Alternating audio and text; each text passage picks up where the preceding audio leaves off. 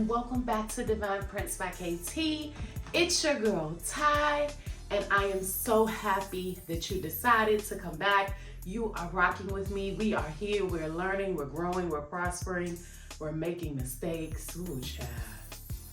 We running through product. We losing a little bit of coins because we got to do it over and over again, but we are here. And we're still growing through, okay? If this is your first time joining me, what took you so long to get here? Stop what you're doing. Come on in the room, have a seat, get comfortable, welcome home, angel. Do us a favor, head on over, hit that subscribe button and hit that bell because we upload here every week, okay?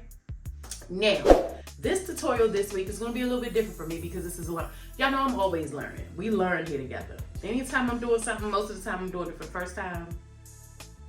And I'm just recording myself doing it. Ooh, child, sometimes it come out and sometimes it don't. But a couple weeks, well, in a previous video, I sublimated a canvas from the Dollar Tree. And that particular canvas was like a hanging canvas. So it had like an edge on it. And anyway, it just didn't come out right, okay? So I trashed it, it's no longer here. Off camera this week, I went on and I did this, okay? Now this is also a canvas, okay, from Dollar Tree. It is one of their flat canvases, all right? So I went back, I said to myself, I think that I can do this, okay? And I wanna try to do it with you guys. Now, as you can see, we absolutely got some ink onto this canvas. But what I'm looking at is a very dull picture. And I don't really, it's not vibrant enough. Like, it's nice. And we got a little ghosting. I don't think I had the pressure set as good or as heavy as it should have been. So we're gonna do all of this together. I want to redo this, okay? I'm gonna pick another photo. We're gonna create something or use a photo that I already have in my Canva. But I want to redo this, okay? We're in grad season, so a lot of things that we're doing are for graduation. If you haven't checked out our tutorial for our paddle fans, go ahead on over. I'll leave the link in the description box as well as in the information cards at the top of the video. We were able to use the Dollar Tree paddle, dry erase paddles to achieve grad fans. So this is successful. Check out that video. And then I want to be able to create canvases, something maybe you could take to work, something maybe you could put on a wall, okay? I want to be able to create those. So what I'm thinking in my head, and I could be wrong, right, is that we laminated the dry erase board last time. I wonder if I laminate the canvas, will I get a better outcome? So I think what I'm going to do is we're going to do another one without laminate, but then I'm gonna do one with laminate, okay? And if I have time today, I think I'm gonna try it on wood, right? Because I said in my last video, I had brought these from Dollar Tree. Now, I'm a Dollar Tree guru now, okay?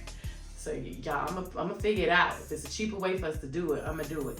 So I bought these little wood planks from Dollar Tree and I wanna attempt to sublimate on these as well. So I don't know if we'll be able to do straight sublimation on this or if I'll have to laminate them. This could possibly be a part 2 video. But either way, we're gonna do all this today. Now how this comes out in the video for you, let's just say this is part 1. So we're gonna do part 1 on the canvas. Ready? Enough talking. Let's go. Okay, Angel, so we're gonna get right into this video. What I do not normally do is check my pressure, and I think that often affects my results. So today I decided to go in and adjust the pressure while the machine is cold, okay? New crafters, I had to learn this the hard way. I highly suggest you do this. Go in, whatever you're sublimating, press that item under your heat press and maneuver your pressure, manipulate your pressure. Make sure that you set it prior to turning your heat press on. As always, we're going to go in, we're going to start in Canva. I'm going to show you guys how to basically make a template for this 8x8 canvas. And you could do this for any size. At Dollar Tree, they have the 6x6, and then I think they have an 11x14. So this is how you would basically do that. Go in, creating your template at the size in which you want. Today we'll be using an 8x8 canvas.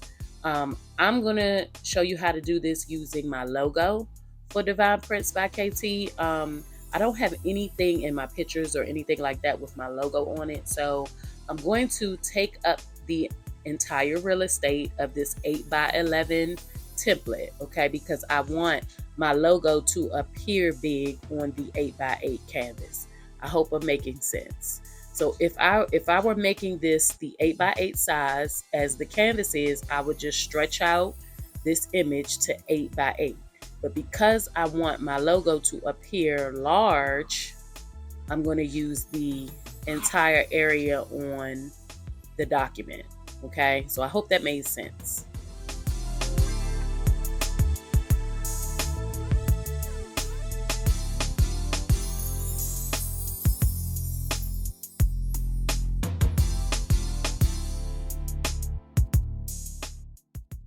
Now that I've stretched that out, I'm going to go in, I'm going to save it as a PNG. I'm going to make, excuse me guys, I'm going to make my background transparent. This is just something that I always do.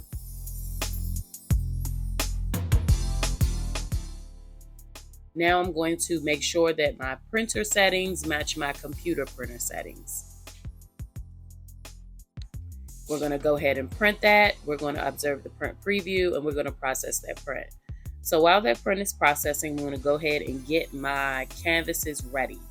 This is the alternate image that I'm going to do for the other one. As I've said, it's grad season, so I'm trying to stick within the graduation, senior kind of vibe, okay? So that's the other image. So one I'll be doing with my logo, and the other I'll be doing with the portrait, so we could get, good results and see how pictures look on this canvas with the laminate. I'm going in, I'm using my X-Acto knife. If you don't have one of these, get you one, you need it, okay? It's an awesome tool. I have my laminating pouch. I will be using one pouch in total, 2 sides.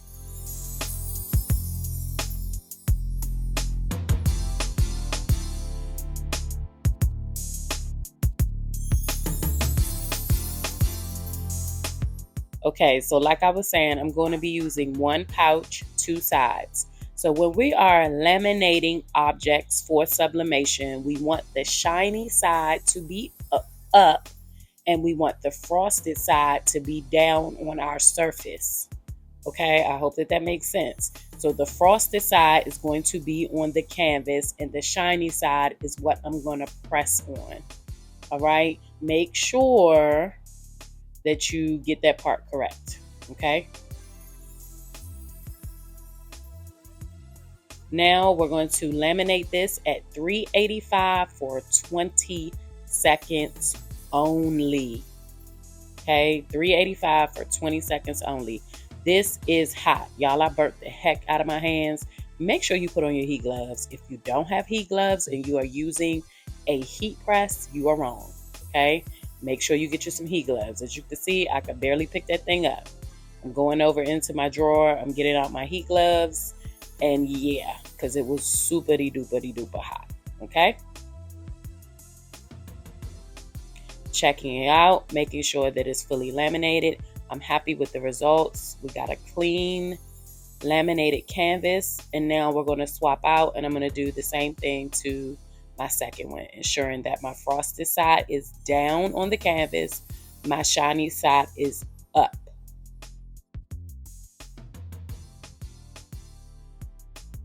Same temp, pressing at 385 for 20 seconds. 385 for 20 seconds. Okay. As you see, it gets a little stuck. Okay. That happens. Just be careful. Just be careful. Don't pick the shell of your heat press up so fast, because you don't want your image to ghost. I did have ghosting on my first image, which was my logo, okay, and I think that is why.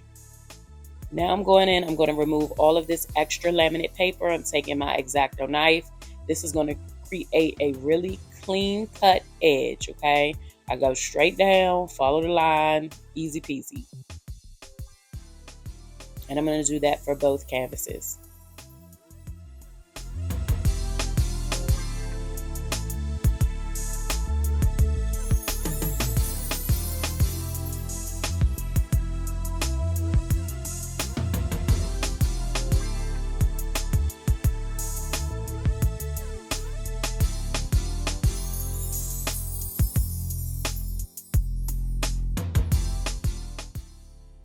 Make sure if you are using an X-Acto knife that you always put the top on. That blade is extremely sharp. You don't want to nick yourself or accidentally cut yourself or someone else. I'm going in and making sure that those edges are nice and clean, cleaning up any frays, taking my scissors. You can use a smaller pair of scissors for this, whatever works.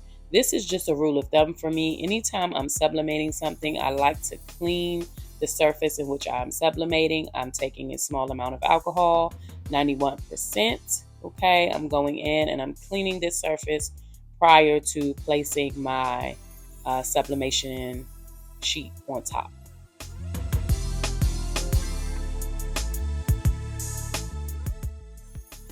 Now we're going over to our heat press and we're going to press this image on top of this canvas.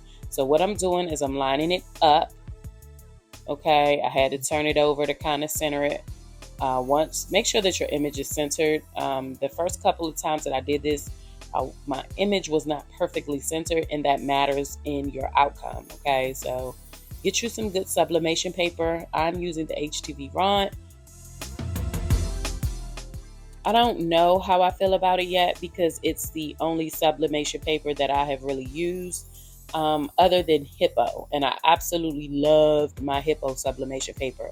I ordered me some tumblers and I received a couple of sheets of that paper with it, and that's some good paper. HTV Ront has been getting the job done for me. I pressed this at 385 for 60 seconds, okay? I started to smell it burn a little bit, so I probably didn't even have to go that long, but that's pretty standard for what I've been doing. As far as my last few videos for sublimating substrates that normally are not for sublimation, I've been sticking at the 385 for the 60-second mark.